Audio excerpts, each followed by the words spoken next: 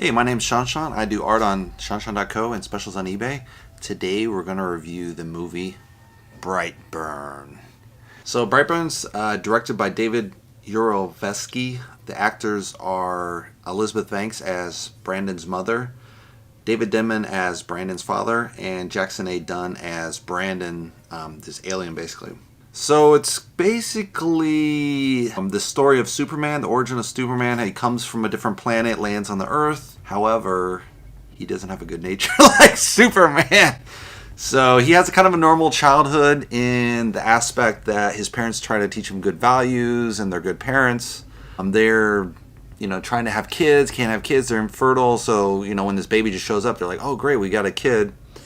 And the kid's basically normal until he turns 12. So then everything kind of goes south from there. So one of the things kind of that triggers this kid is he's trying to start a lawnmower at age 12. And then he finds out like he can throw the lawnmower like 500 yards the same way Clark Kent throws the football across the football field. And then he's like, this is interesting. But I think it takes a more realistic aspect. Because like in Superman, Clark Kent's guided by his parents' Kents, even though, he could kill him in any second. So, in this aspect, Brandon starts to realize he has really incredible strength, a lot of invincibility. He figures out he can fly, figures out he has kind of a laser ray vision. At the same time, he's really highly intelligent. So at school, he realizes he has probably the highest IQ of everyone in school, even the teachers. So he starts to see them as very inferior, but they've been, kind of teasing him like normal kids do, maybe bullying him a little bit. This good friend of his, this little girl's kind of telling him, hey, don't worry, the nerds always win in the end of life. And then at one point he kind of scares her by accident. And so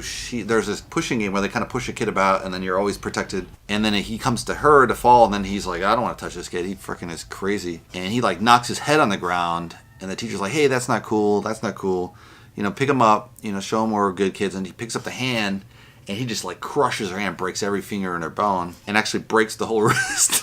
So it's totally brutal, right? So then they're at school and they're trying to determine, what do we do with this kid? And the guidance counselor is actually his aunt. So he has to go to his aunt several times at school and report how he's feeling and everything. He's going, the first time after it happens, everyone kind of calms down. It's like, hey, maybe it was an accident. We don't know what's going on. He goes to see the aunt and the guidance counselor and he's like, how do you feel about this? Do you feel remorse? Do you feel sorry? And he's like, no, not really. So right then you're like, holy shit, dude, this kid's like a bad weed, right? And she's like, no, I gotta help you. No, I gotta report this to the sheriff. What's the story? And she's trying to suggest to him that he should feel remorse. But then they know something's a little bit off, right? So he's like, you better not be telling you. I was like, I have to report to the sheriff. So that's going to be an issue, right? So the little girl's mother who he broke the hand of, he's like, hey, I'm sorry I brought you flowers. And he's like, she's kind of creeped out. And the mother says, hey, you should never see him again. This kid's crazy. Don't ever. And then so the kid obviously gets really enraged, right? Because his father tells him, hey, you're kind of coming of age. If you need to play with, if you need to jerk off, then do it. That's a normal part of life. But the kid doesn't interpret as that. He interprets like, I have the desire to kill people. Oh, I should act on that. So it's a complete miscommunication between the adopted father and the son, right? And so it just unwinds from there. He gets worse and worse and worse. And so that's kind of what they show in the marketing, and that's basically what you're shown. So I kind of like some of the themes they're covering, in the sense they're covering nature versus nurture. So in the Superman, they're saying, hey, it's all about nurture. You could get a kid, he could be a total alien, raised by good parents, he's going to be a good person. Now this suggests the opposite. The kid lands on the planet, he's a sociopath. He's raised by good parents, but they just can't make him not be a sociopath, right? And he's also really highly intelligent, which also fits really well with a lot of sociopaths tend to have to be intelligent because they have to make up for the fact that they don't feel. So they have to really think about, how would a feeling person actually feel to pretend?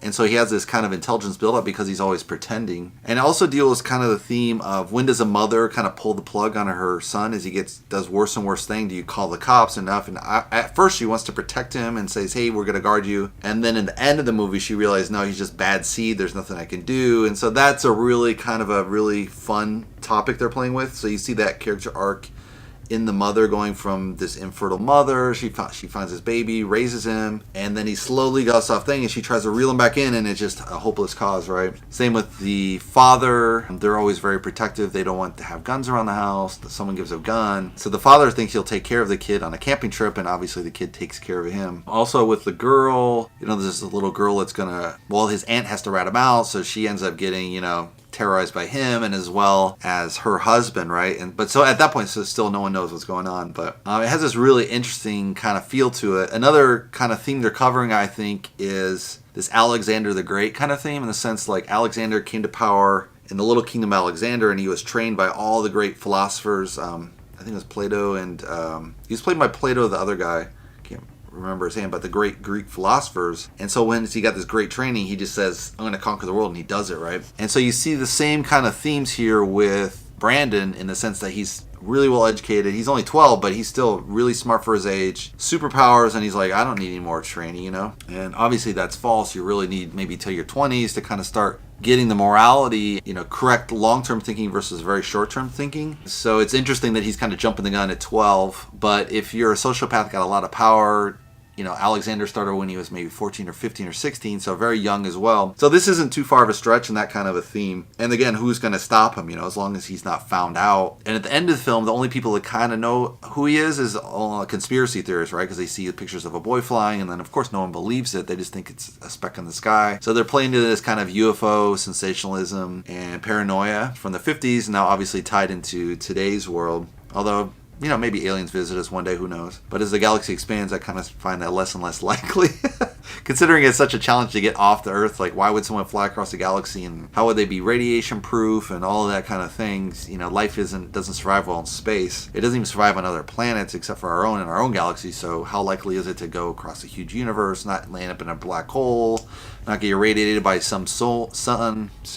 So there's a lot of jumps there, you got to assume, but that's kind of a fun thing with the Superman thing. Another thing they always skip between Superman and this one, which I didn't think about till just this film, is how did they fake the adoption? Because obviously the start of all your identification is the birth certificate.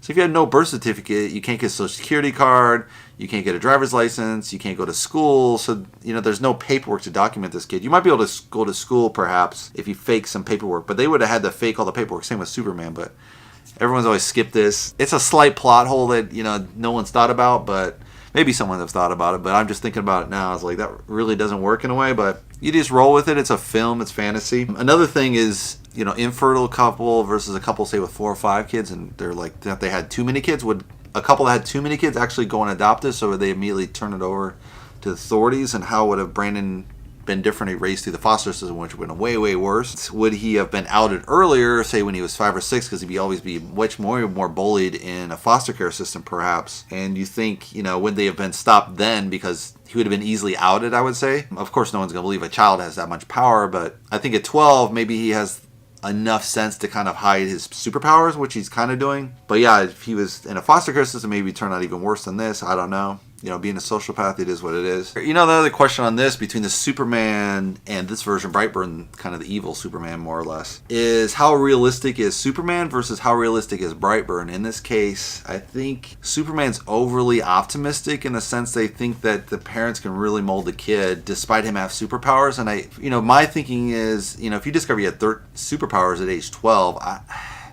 I really don't think you'd take shit from people and you just turn into this kind of monster. I don't know if you'd kill people, but I think it'd be really hard to reel you back in from that, based on your parents being inferior physically, your parents being almost intellectually inferior. They obviously have the wisdom of years of living on the planet, but they don't have that raw intelligence that this kid has. You know, how would you train a kid with superpowers? I mean, once you discover it, like in Clark Kent's case, his parents kind of discover it, and, you know, they say, hey, you got to keep it under wraps and be a good kid. But why would the kid do that? You know, why would he put up with bullies and all this kind of stuff and pretend he's a weakling with the glasses and everything? And this kid just like puts on a mask because he knows he should hide his identity, but he's not really fearful. He just knows that he should keep his powers a secret so that he can kind of be under the surface and do what he wants. You kind of see this a little bit in the story of Spider-Man and Peter Parker. So Peter Parker originally gets his spider powers, and he uses it kind of for cage wrestling, but cage matches or boxing or whatever. It depends on the decade. When this comic came out, it was probably boxing, and then later now it's cage fighting, just to modernize it, right?